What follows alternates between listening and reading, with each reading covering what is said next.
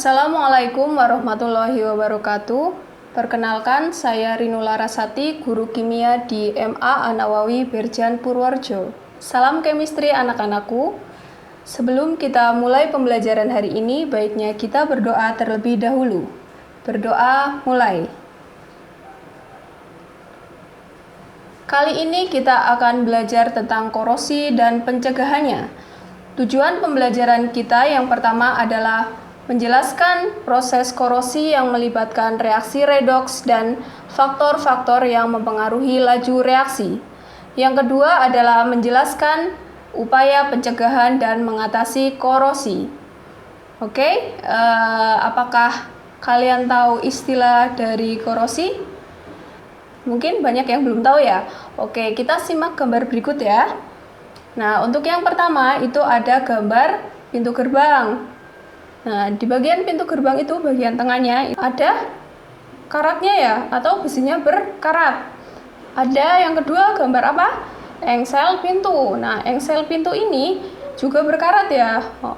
Kemudian gambar apa yang ketiga? Penutup selokan. Penutup selokan ini berasal dari besi. Nah, besinya juga berkarat. Kemudian gambar yang keempat ada tutup tempat sampah. Dari 4 gambar tersebut, itu besinya ternyata banyak yang berkarat atau ada perkaratan ya di besinya.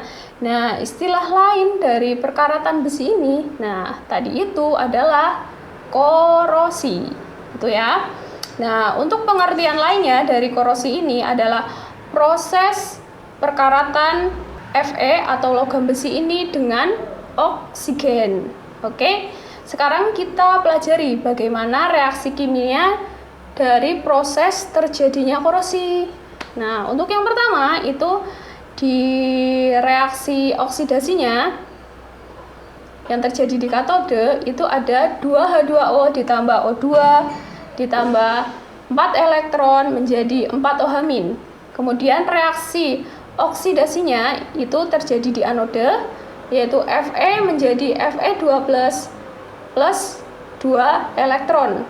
Kemudian reaksi redoksnya ini ada 2Fe ditambah 2H2O ditambah O2 menjadi 2Fe2+ ditambah 4OH-. Oke, sekarang kita harus tahu faktor-faktor apa sajakah yang mempengaruhi terjadinya reaksi. Yang pertama itu ada konsentrasi larutan elektrolit. Kemudian faktor yang kedua itu ada pH. pH itu adalah derajat keasaman. Nah, derajat keasaman ini apabila tingkat keasamannya semakin tinggi, itu nanti korosi pada besi akan semakin mudah terjadi. Untuk yang ketiga, faktornya ada suhu. Yang keempat itu ada oksigen dan air. Nah, apabila suatu logam itu berada di lingkungan yang lembab, itu nanti logamnya akan mudah terjadi korosi atau berkarat. Kemudian yang kelima itu ada pengaruh dari logam lain. Nah, untuk mencegahnya agar tidak lapuh, maka diperlukan yang pertama adalah pengecetan. Pengecetan itu contohnya di pagar ya, terus di tiang bendera, terus di jembatan juga, kemudian pelumasan oli. Oli biasanya di rantai kendaraan ya. Kemudian yang ketiga itu dibalut plastik, itu biasanya di rak piring, kemudian ya peralatan di dapur ya tentunya. Kemudian pelapisan dengan logam lain. Nah, pelapisan dengan logam lain itu ada pelapisan dengan timah. Contohnya pada kaleng kemasan ya. Kemudian pelapisan dengan krom atau kromium ini contohnya pada bumper mobil. Kemudian lanjut ada galvanisasi. Itu ada pelapisan dengan logam zinc. Contohnya itu salah satunya pada pipa besi, kemudian tiang telepon, kemudian ada di badan mobil. Selanjutnya ada pengorbanan anode, itu contohnya pada pipa besi juga, kemudian kapal laut. Kemudian yang terakhir membuat paduan logam, contohnya di garpu, sendok, atau perkakas rumah tangga lainnya ya. Salah satunya ya yang paling banyak itu di dapur. Kemudian setelah kita tahu bagaimana pencegahan korosi itu, kita akan mencoba electroplating ya, teknik electroplating yang sederhana aja, yaitu pada paku besi aja ya.